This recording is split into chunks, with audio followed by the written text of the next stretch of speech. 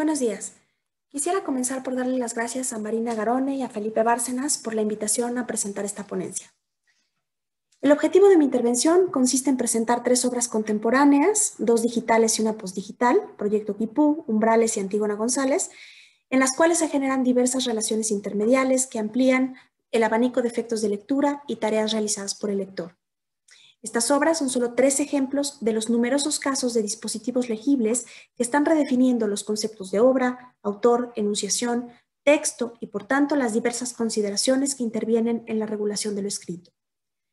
Para comenzar, quisiera plantear brevemente 3 conceptos útiles para el análisis de obras de naturaleza híbrida, como las que aquí nos ocupan: medio, intermedialidad y remediación. En las 3 áreas de la imagen, el teórico español José Luis Brea plantea lo siguiente, y cito: debería distinguirse con toda precisión lo que es un media, un dispositivo específico de distribución social del conocimiento, de lo que es soporte, la materia sobre la que un contenido de significancia cobra cuerpo, se materializa. Un lienzo es soporte, como lo es el papel en el que se imprime una revista. Sin embargo, una revista es un media. Está hecha sobre papel, sobre soporte sonoro, videográfico o electrónico, o hablado, como se quiera. Fin de la cita. Las obras que presentaré en unos momentos son intermediales en tanto son dispositivos híbridos de distribución social del conocimiento, en los cuales se entrelazan diversos lenguajes, el verbal, el visual, el sonoro, a través de distintas dinámicas de interacción y confluencias de soportes. Para analizar el proceso de transformación de un medio representado en otro medio, J. David Bolter y Richard Grusin desarrollaron el concepto de remediación, término que pretende explicar cómo se transfieren los contenidos de un soporte a otro, operación que Cristian Alegre denomina traslación, traducción, conversión. Paul Levinson, en 1997, fue el primero en usar el concepto de remediación en el ámbito de los estudios de medios. Para él, remediación se refiere a la evolución que ofrece un nuevo medio con respecto a los medios precedentes cuyos límites sobrepasa. Por ejemplo, la escritura supuso una mayor posibilidad de permanencia del discurso que el medio anterior, es decir, el discurso oral. Del mismo modo, la hipertextualidad de la textualidad electrónica aporta una mayor interactividad a la escritura. Más adelante, el término adquirió una dimensión más compleja con David Bolter y Richard Grusin, pues frente a la propuesta evolutiva de Levinson, ofrecen una perspectiva de diálogo en la confluencia de los medios previos y los nuevos medios. En inmediatez, hipermediación, remediación, Bolter y Grusin parten de la tesis de McLuhan que afirma que el contenido de un medio es siempre otro medio distinto. El contenido de la escritura es el lenguaje oral, igual que el de la prensa es el de la escritura manual y la prensa es el contenido del telégrafo. La remediación sería la lógica formal a través de la cual los nuevos medios reamoldan, refashion es la palabra que usan ellos, los medios anteriores. La representación de un medio en otro medio que, según Bolter, constituye una característica definitoria de los medios digitales. Para profundizar en estos conceptos, sugiero consultar la tesis El potencial creativo de la remediación en la literatura digital hispánica de Ana Cucurella. Estos conceptos serán de utilidad para pensar a continuación en el documental, el testimonio y el libro como medios remediados con un enorme potencial para redefinir la textualidad y nuestra concepción del binomio escritura-lectura. Voy a compartir la pantalla para que puedan ver estos 2 proyectos de los cuales les voy a hablar.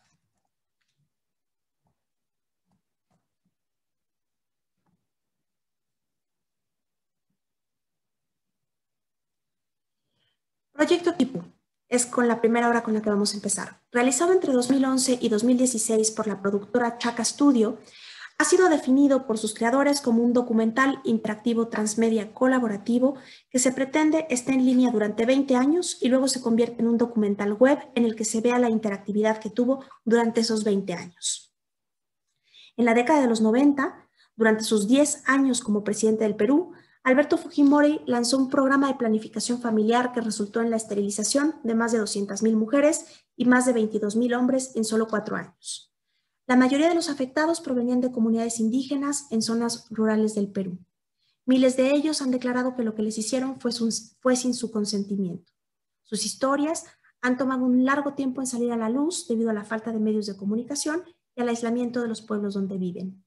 La denuncia y la solicitud de justicia se complican aún más porque muchos son analfabetos o porque hablan quechua únicamente. Hasta la dimisión de Fujimori en el año 2000 fue cuando las esterilizaciones masivas comenzaron a revelarse. El objetivo del proyecto Quipú es iluminar los hechos sobre el caso de las esterilizaciones a través de la creación de un archivo de memoria colectiva con la forma de un documental transmedia colaborativo. Proyecto Quipú reúne testimonios voluntarios de las víctimas de las esterilizaciones, los cuales toman la forma de un quipú. Los quipús son cuerdas anudadas que fueron usadas por antiguas civilizaciones andinas para registrar información. Este documental interactivo es una interpretación contemporánea de este sistema de escritura. A través de una línea de teléfono especialmente desarrollada y conectada a esta web, se han recogido los testimonios de alrededor de 150 personas esterilizadas. Se espera que el número de voces siga creciendo. Al ingresar al sitio, se presenta una breve explicación sobre el proyecto que ustedes ven en pantalla. Vemos el dibujo de un quipú que se mueve y la pestaña empieza a escuchar. Al dar clic, se abre otra sección en donde vemos un quipú y leemos en qué consiste. Después, como introducción, escuchamos y al mismo tiempo vamos leyendo fragmentos de discursos de Fujimori y de algunas mujeres activistas.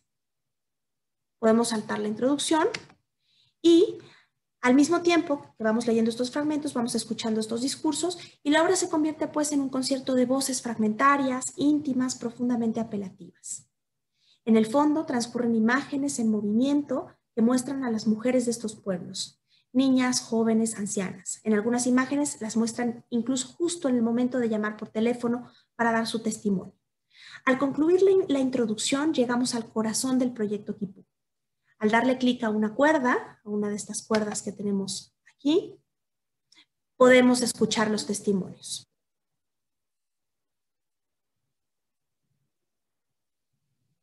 Las cuerdas negras son testimonios y las blancas son respuestas.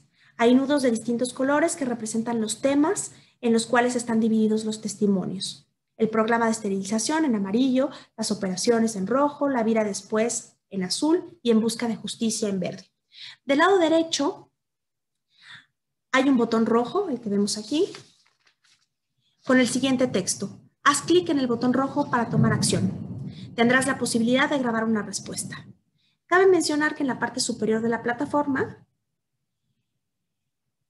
hay una pestaña titulada Toma acción que invita al lector a participar de 3 maneras: realizando una donación para las organizaciones de mujeres que colaboran con el proyecto, como voluntario ayudando a subtitular y transcribir el archivo de testimonios, firmando una petición y la más importante, haciéndoles saber que han sido escuchados al dejar un breve mensaje que es posible al dar clic en un botón azul.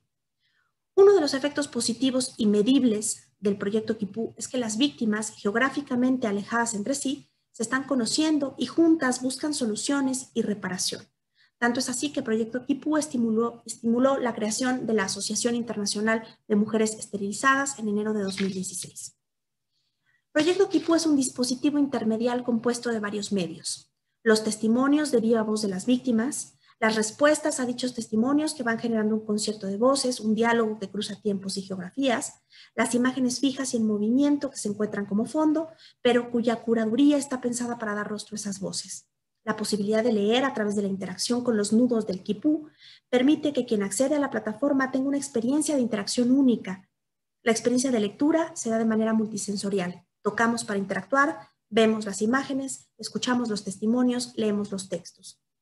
Si este proyecto hubiera tomado la forma de un documental lineal no interactivo, no tendría este potencial de generar comunidad a través de la participación y de llegar a tantas personas. Además de la contribución a una imperante búsqueda de justicia, es el saberse escuchadas, el hacer comunidad, lo que ha resultado más significativo del proyecto. Cualquier víctima puede dejar su testimonio y cualquier escucha puede solidarizarse. La plataforma anula las distancias y se convierte en un archivo vivo, dinámico.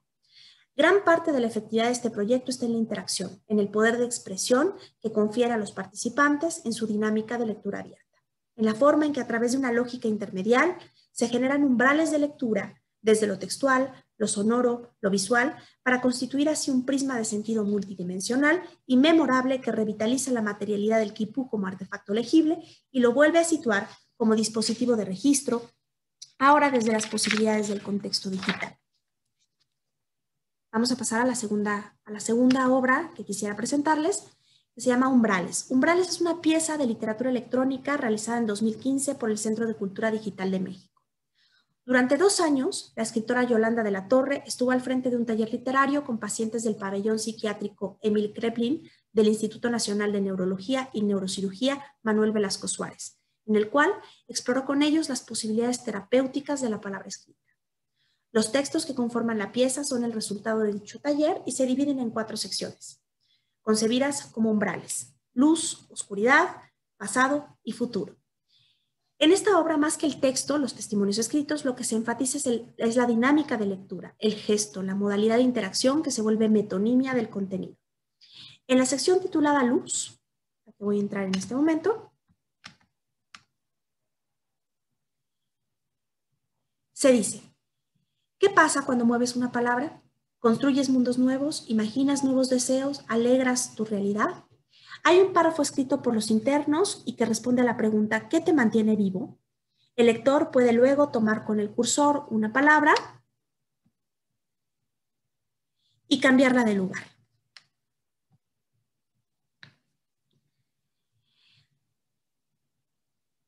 Así pues, la ubica en otro lugar donde él decida, modificando hacia el sentido del texto, construyendo y contribuyendo a construirlo y a destruirlo, a generar nuevos sentidos o eliminar la coherencia textual.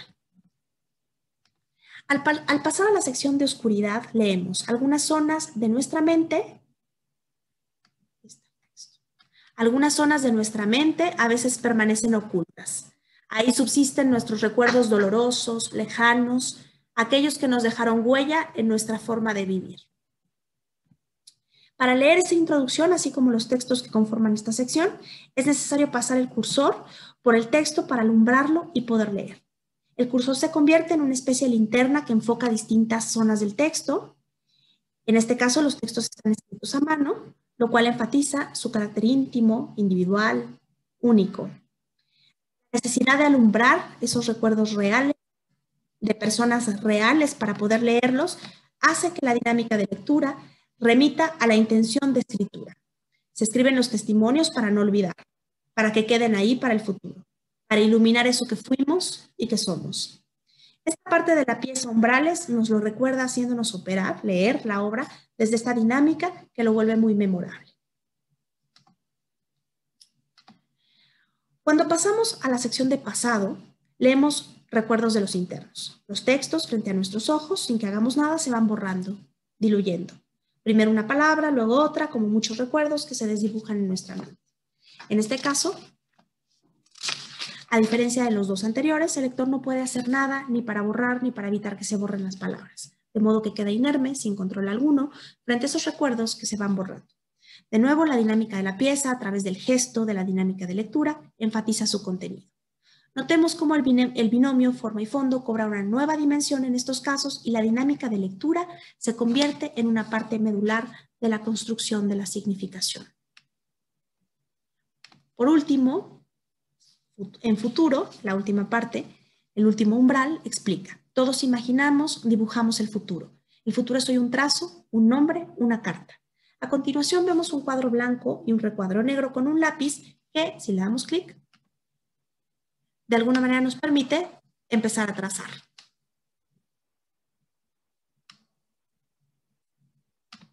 Podemos borrar, podemos ver trazos que han hecho otras personas que han interactuado previamente con la pieza. De nuevo, la idea de que el futuro es un trazo, algo que dibujamos, que proyectamos, que creamos, se dice con palabras, pero se enfatiza con la dinámica de interacción de la pieza. En esta obra realizada por el CCD transitamos por distintos umbrales, de la luz a la oscuridad, del pasado al futuro, de la cordura a la lucidez, como sucede en nuestra mente. Las diversas dinámicas de lectura de cada sección enfatizan el significado, lo vuelven memorable. Se trata de una obra de autoría colectiva. Yolanda de la Torre seleccionó los textos que escribieron los internos, pero igualmente importante fue la participación de Nadia Baram, Rafa Olivarría y Román Rey, cuyo crédito aparece como conceptualización de interactividad. Es decir, fueron ellos quienes propusieron las dinámicas de lectura a quienes estuvieron a cargo del diseño y desarrollo web. Cabe señalar que también se da el crédito al responsable del diseño sonoro, pues el sonido acompaña a la lectura y se convierte también en parte fundamental de la experiencia en tanto obra intermediaria. Umbrales es una obra que parte de la remediación del testimonio escrito tradicional y cuyo tema primordial es la escritura y la lectura y, por supuesto, sus umbrales. La tercera y última obra que quisiera abordar es Antígona González de Sara Uribe. Como se indica en la sección de notas finales y referencias, se trata de una pieza conceptual basada en la apropiación, intervención y reescritura, en la cual se aborda el tema de los desaparecidos en México. Como la Antígona de Sófocles, Antígona González busca a su hermano desaparecido y entrelaza su discurso con muchos otros, haciendo patente que el dolor de la pérdida, la angustia, la impotencia son experiencias que nos unen con seres humanos de otras épocas y latitudes que han sentido lo mismo, con lo que se destaca que leemos para no sentirnos solos, para encontrar en otras vidas ecos de nuestra propia experiencia vital. De nuevo, la dinámica de escritura y de lectura de la obra se convierte en parte importante de la configuración de sentido. Esta pieza fue concebida a partir de muchas capas de medios distintos. Fue encargada por Sandra Muñoz, actriz y codirectora, y Marcela Salinas para la obra estrenada el 29 de abril de 2012 por la compañía ATAR en uno de los pasillos del Espacio Cultural Metropolitano en Tampico, Tamaulipas. De la Antígona de Sófocles se emplean 4 citas como ejes escriturales.